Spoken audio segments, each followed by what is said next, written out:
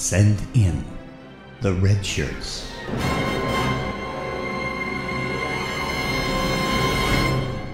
Hey, thanks for taking the time to check out this, what I imagine to be the last review for Discovery until 2019. So, listen, there was a lot going on in that finale, a lot to unpack, so let's just get right to it.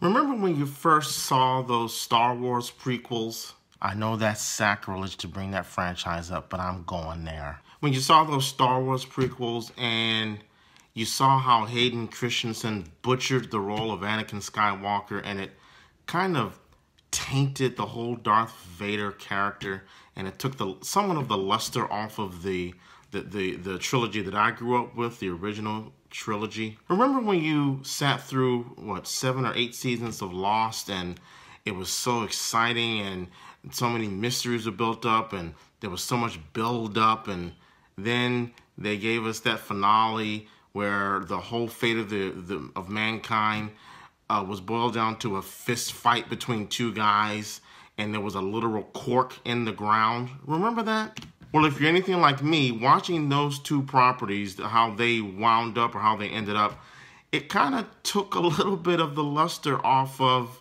the whole series or the whole franchise. And I gotta tell you, that's exactly how I felt watching this finale. Throughout the entire series, I was, we all had to deal with the fact that it was a darker tone or darker mood.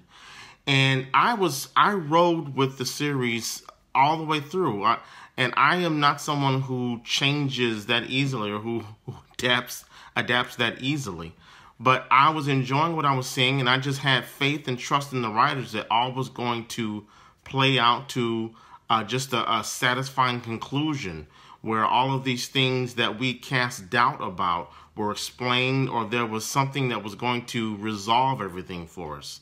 We didn't get it here. I rationalized, as I'm sure many people did, that the darker tone of this Trek series was due to the fact that maybe we're dealing with a ship that's a part of the Series 31 or Section 31, a division of Starfleet that kind of is not beholden to Starfleet or the Federation's principles or rules to get a job done.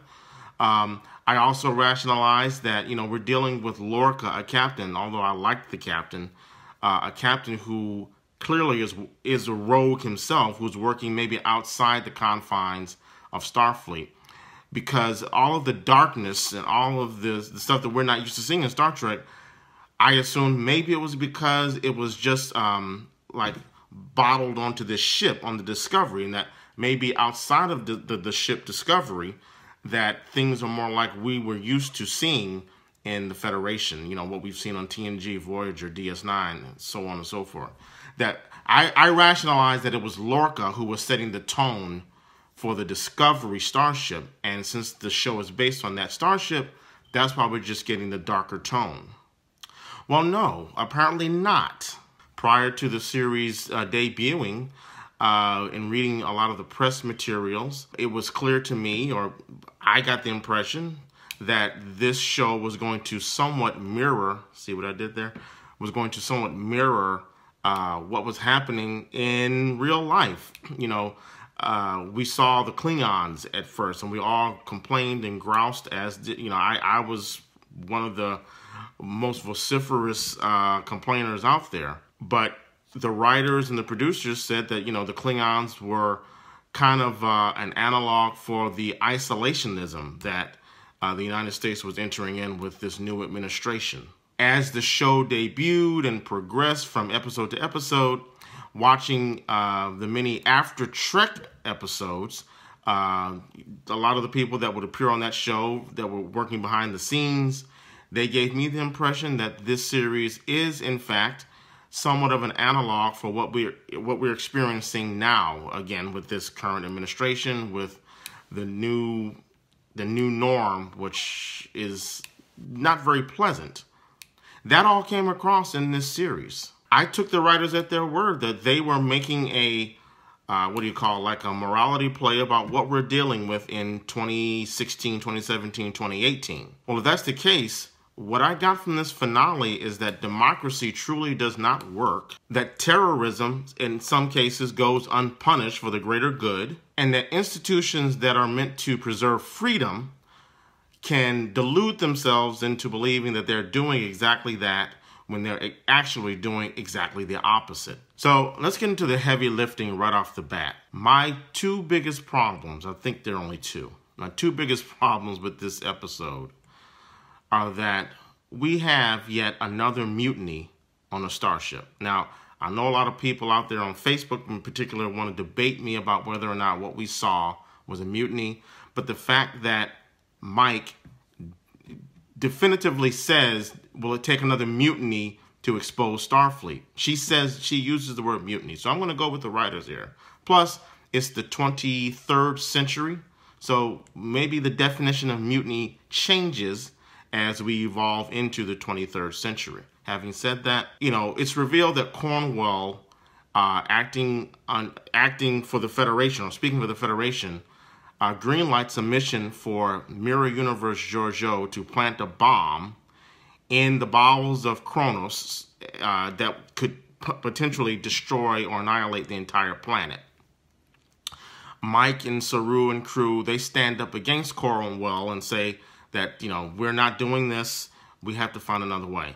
And of course, I applaud that. However, at the end of the episode, we see Mike be lifted up to a command status after performing a second mutiny. Now, even though Cornwell's order to plant that bomb I find despicable, the issue I have is that, okay, Michael, even though I agree with her, she's committed 2 mutinies. You don't get promoted to commander with 2 mutinies on your record. It's also unbelievable to me that Cornwell, again, despite giving a bad order, would roll over so easily. She is an admiral, for God's sake. Clearly, we don't want Michael to go along with that order, but Cornwell should have been written much differently. At least put up a fight. At least argue with the crew of the Discovery before you as an admiral gives in. The second major issue I had was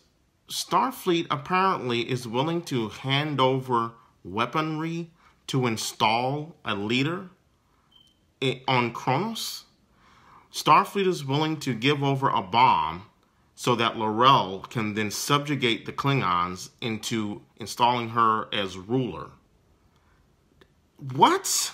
And even beyond that, the Klingons, all 24 houses, these are Klingons. They're not the Klingons that I'm used to, or the Klingons that they don't look like the Klingons I know, but they're still Klingons. These Klingons are even more brutal and more without honor than the Klingons that I'm familiar with. And I'm spitting all over the camera. I apologize. They're more brutal than the Klingons that we're used to in the TNG era.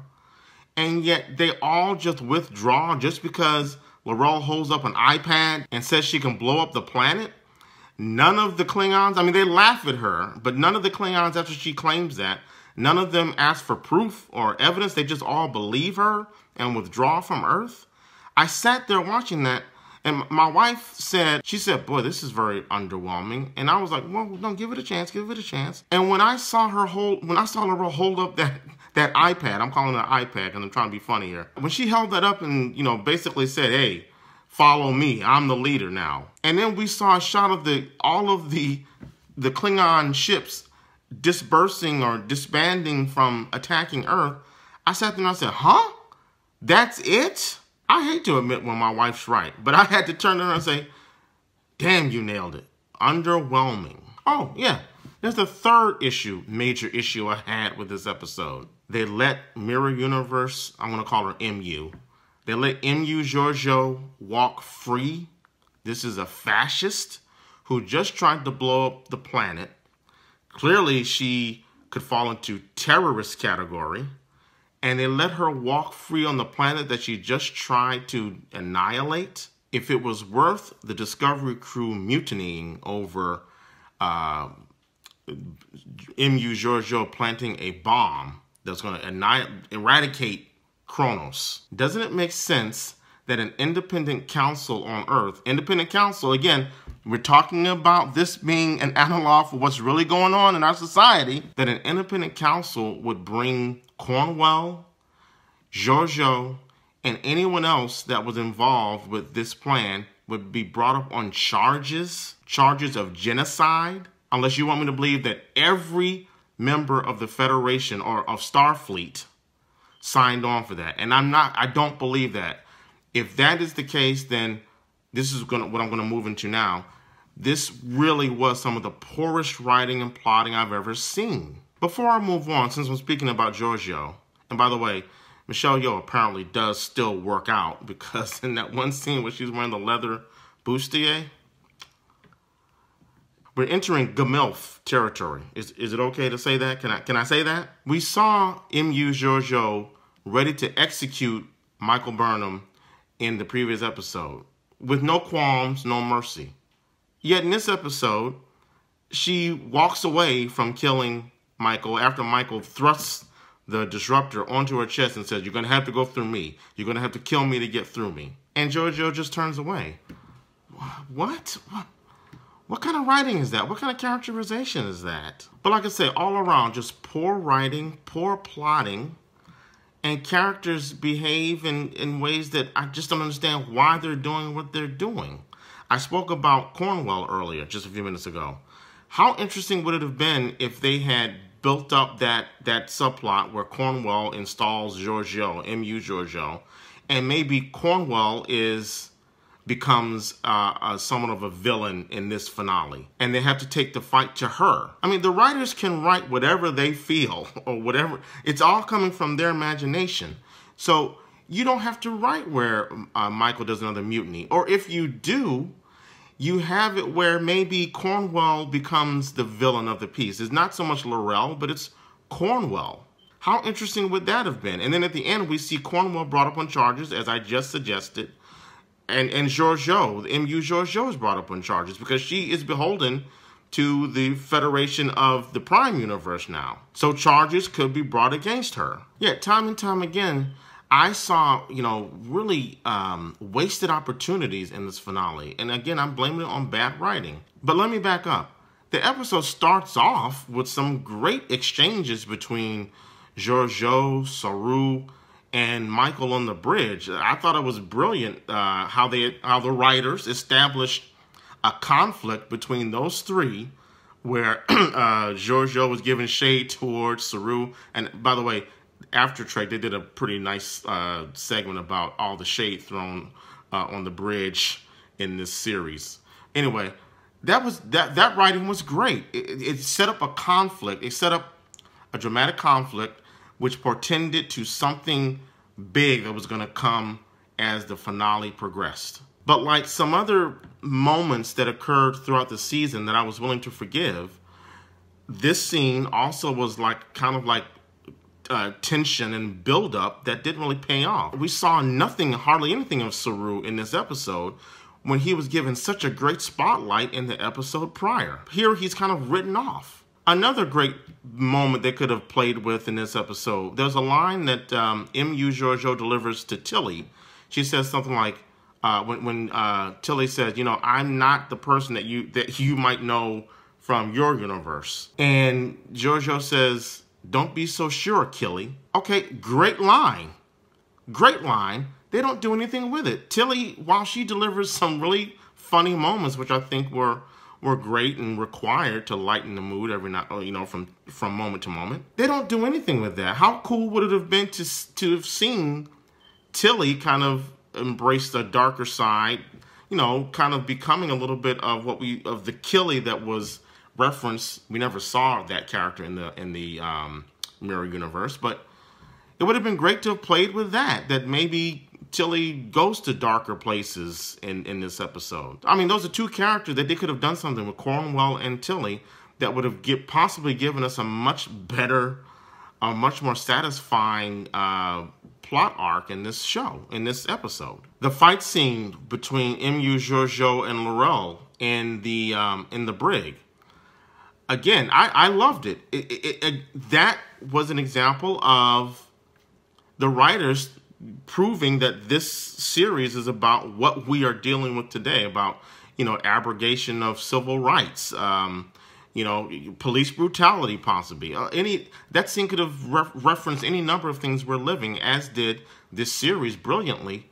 But then again, nothing's done with it. After that fight scene, I don't want to speak for anyone else, but to a certain degree, you felt a little bit of sympathy towards Laurel. She says to Mike, "You have already lost." And I mean, brilliant. So far, the show, the writing and the everything is on track. And seeing that fight scene, you kind of feel that, okay, maybe Laurel's going to be key in this conflict, and she's going to be some sort of arbitrator that's going to bring the humans and Klingons together.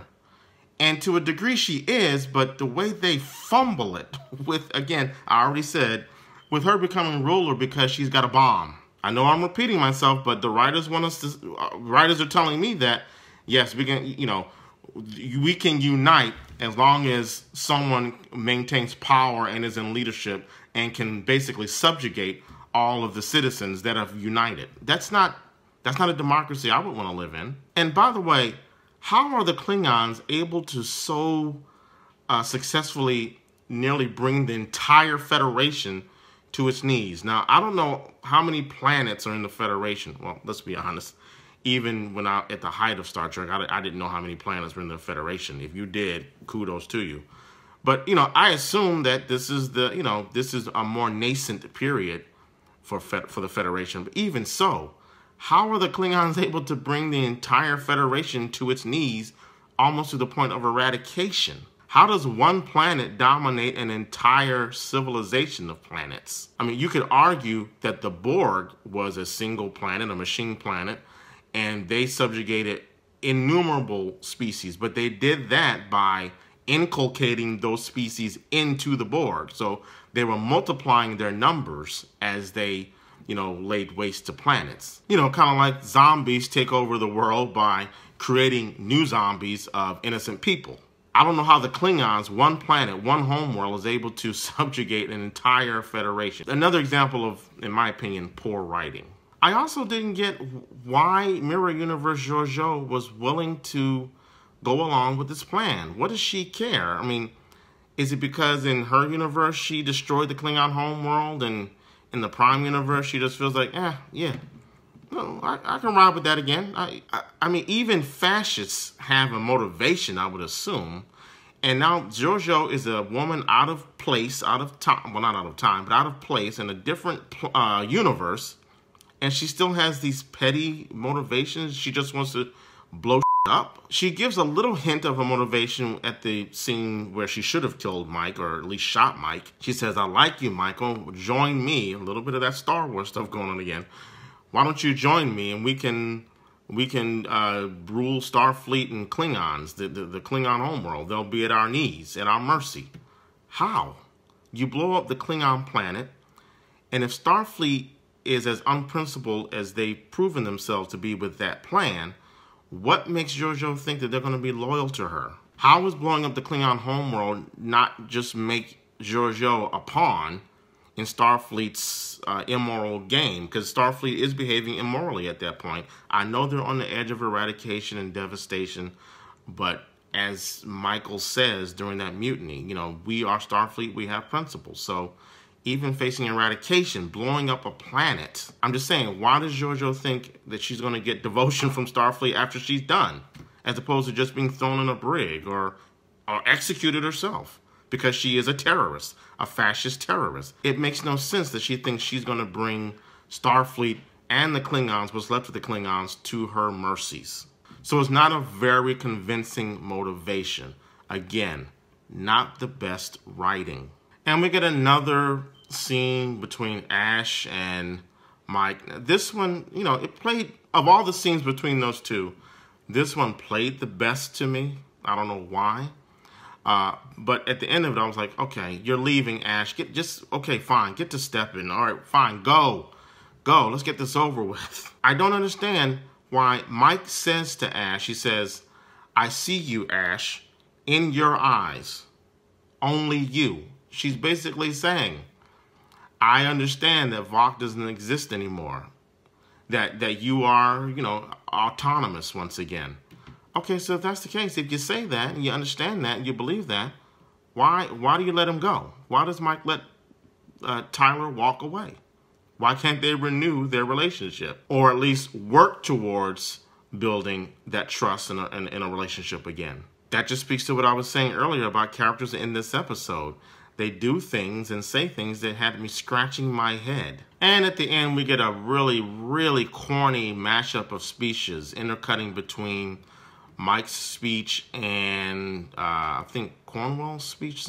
Someone else gives a speech. I think it's Cornwell. But both are speeches full of platitudes and high-horsedness that, given what we saw prior, the speeches just ring hollow. I mean, you can't tell me, Mike can't be speechifying about the principles of Starfleet. You can't be telling me that when you've got the Klingons all subjugated under L'Rell just because she has the ability to kill them. The whole moral message does not go hand in hand with that scenario which Starfleet set up. I'm not going to let that go. I'm sorry. Some things I did like about the episode, I liked all of the shout-outs. I mean, we got shout-outs for Beta Z, Nausicaa.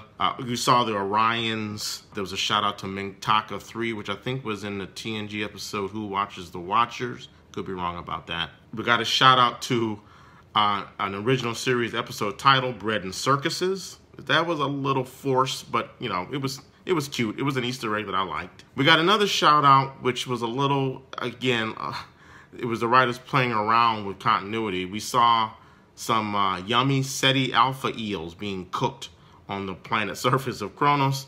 And again, I'm thinking this happens, what we're seeing happens 10 years before Kirk. And when we first are introduced to Ceti Alpha eels, that's how far in the future after that in Star Trek II. And the way Khan spoke about those eels is like he had discovered something no one in the universe knew. Yet we have them on the Klingon homeworld, which indicates that the Klingons had been to Ceti Alpha 5, in which case it doesn't make sense that the Enterprise would ever be visiting Ceti Alpha 5 in that time period if the Klingons have access to that planet. And therefore it doesn't make sense that Kirk would be willing to leave Khan and his people on Ceti Alpha 5 if it is a planet that's visited by Klingons. One of the running jokes I've always thought was funny in all of the Trek series, and I mentioned this briefly on one of our podcasts, is that whenever Star Trek episode has to visit a planet's surface, it's always clearly a set, and it's typically a set where you have like a village square where people are hawking their wares or selling things in like what looks like a farmer's market. And they kind of do that here too, but the set was a lot more elaborate than what we're used to seeing, and I appreciated that as well. Here we got to see a typical street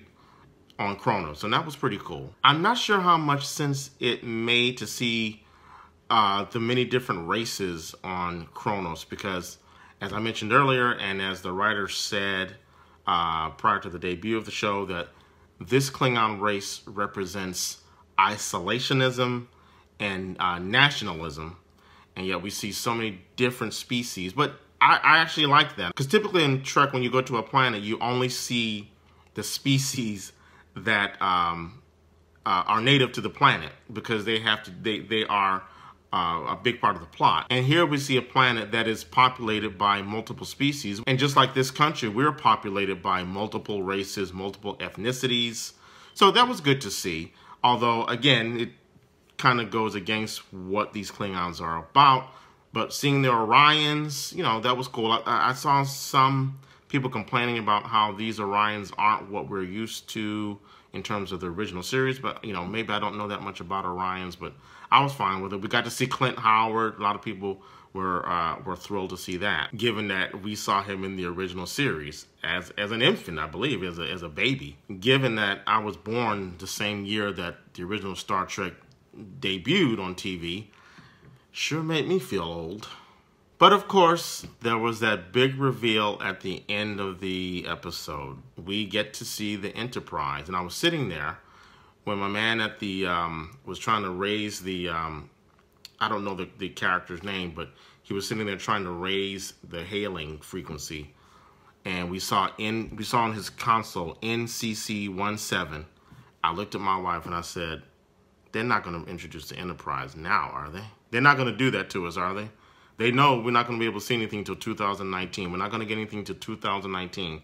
So they're not going to introduce the Enterprise and make us wait for nearly almost a year, 10 months. But that's exactly what they did. Now, of course, I was thrilled to see the Enterprise. Seeing the Enterprise in the same space with Discovery, I hope it validates my theory that yes, even though we saw technology that we all said was way too advanced for this to be pre-Kirk and Spock, that hopefully, I'm going to be right that yes, that technology has always existed throughout even the original series. We just never saw it.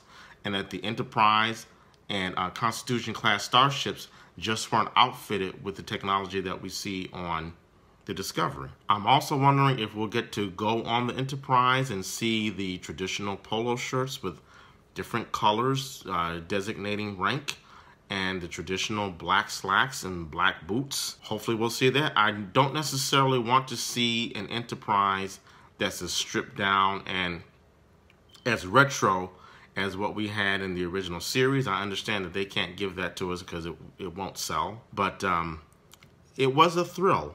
It was a thrill seeing that ship. Having said that, I don't think this finale earned the right to do that. This finale, to me, like I said earlier at the beginning of this review, it just left a sour note for the whole series in my mouth. Knowing what this leads up to, knowing what the whole first season leads up to in this finale, I just don't know if I can go back and enjoy it. I hope I'm wrong. I'm hoping this is just post-finale blues 2 days later and I'll get over it, but that's how I feel.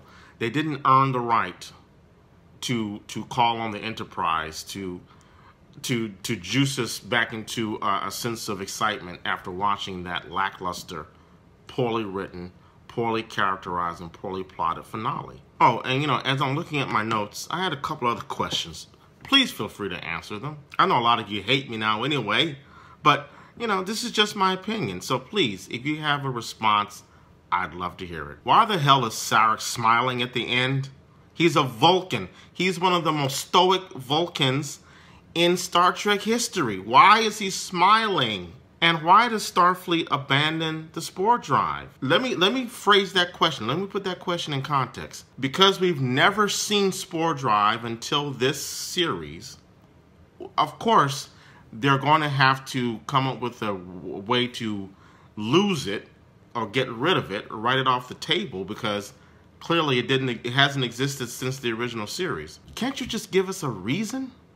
Other than just having Stamets say, well, Starfleet wants to find another type of interface that's not human. Why? Why? I need a reason for that. I need a better reason, or a more comprehensive reason as to why Starfleet is willing to give up technology that will allow starships to travel from point A to point B in a split second. If we go to TNG, the episode Force of Nature, warp drive is determined to possibly be damaging to pockets of the universe. So I need a better explanation as to why spore drive is abandoned, because of what I know is going to come. I'm sorry. And that's what writers and producers should be researching. If you're doing a show that has as one of its main plot points a new type of travel, then, you bring in some fans and say, hey, how would this impact what comes down the line with TNG, Voyager, DS9, and so forth? They're going to tell you, hey, well, Force of Nature warp drive has been proven to be destructive. Oh, well, then we need to give the viewers a really good reason why we got rid of this technology. And they don't. So, okay, I didn't intend to end on a down note, but listen, 2019 is a long way away. And by the way, I'm going to make a note. Cancel CBS All Access. Okay, all right, yeah, I gotta remember to do that. 2019 is a long way away, and I'm just gonna say, as beautiful as the show is, I mean, the episode looked phenomenal. no doubt about it. Looked great. But I tell you what, you can lose all of the flyover shots, all the CGI flyovers of the ship's hull. At the beginning, we see a CGI graphic of the camera pushes into planet Earth and pulls out through space, and then it pulls back into planet Kronos and pulls out, and and this and that, and all the flyovers and the... Listen, save your money, get rid of all that stuff, save the rendering time on your computers so that I can get the show a lot sooner. I don't really need all that. Get rid of some of those huge, ridiculous-looking bridge sets that don't look like bridges, like on the sarcophagus ship. Scale down some of those sets. If any of that means it's going to leave more money to CGI rendering that's not as complex as what I just laid out, and I can get the show sooner, I'm all for it. And maybe I can even get more episodes because you have more money to produce more episodes if you get rid of all of the flyover, V'ger flyover shots. Think about it. Just chew on that. I'm not going to give up the series. Just because I didn't like the finale doesn't mean I'm going to give up the series. And I'm sure I'll come down off of this. I can't put into words how disappointed I was. I mean, I invested a lot of time, and I stayed with the show. I defended the show. I just thought they could have given us a better conclusion than they did. But doesn't mean I'm not going to watch next year. I'm going to sign up for CBS All Access if they'll have me back. And I'll be sitting right here, giving you my reviews of each and every episode. If nothing else, I gotta watch to see who they bring on as captain. I don't know why it wasn't Saru, although in all the previous Star Trek iterations, I can't remember where there was a captain that was promoted from within the ranks. It was always someone from outside of the ship that was brought on. That was the case with Kirk, Pike to Kirk. It was the case with Picard. He was brought in from the Stargazer. Voyager, I don't remember. Someone leave some comments below and let me know. I don't remember. I think Janeway was installed at the beginning of the series. DS9, Benjamin Sisko was brought on as a commander, and then he became a captain. So he was a first-time captain, the first captain of the Defiant. So yeah, so I guess that's traditional. It didn't make a lot of sense to me that we don't get to hear who the captain is. I don't know why they wouldn't say, there's a throwaway line that says, we're going to go to Vulcan to pick up your new captain. Does that mean the new captain's going to be a Vulcan? I don't have a problem with that. It's a bold choice. If you're going to put an alien in the center chair, I'm not sure why it wouldn't be Saru, because he did prove himself, even though he got short-shrifted in this finale. But, okay, I'm starting up the hate again. I'm tamping it down. We're done here. We're done.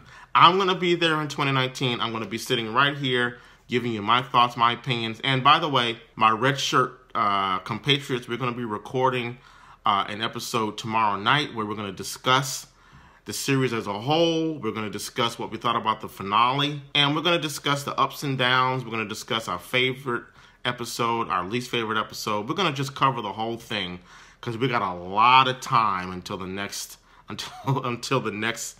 season. So we're going to give you a lot of things to think about as we mull over 2018 into 2019. All right, everyone. Listen, I'm going to end this kind of corny. I'm going to say live long. How do you do it? Live long and prosper. Listen, Star Trek Discovery, I'm not giving you up. I'm still with you. I'm just happy to have Trek on TV, so I can never abandon you. Just writers, producers, tighten it up. No more just smoke and mirrors. No more just build up. Pay it off. Pay things off. Don't let that finale happen again. Don't let anything like that ever happen again. I'm sure I'll have other things to say about this season, Discovery, from time to time, but we will reconvene for Star Trek Discovery in 2019. Hopefully sooner. But right now, all indicators point to 2019. So until then, take care. I'll see you then.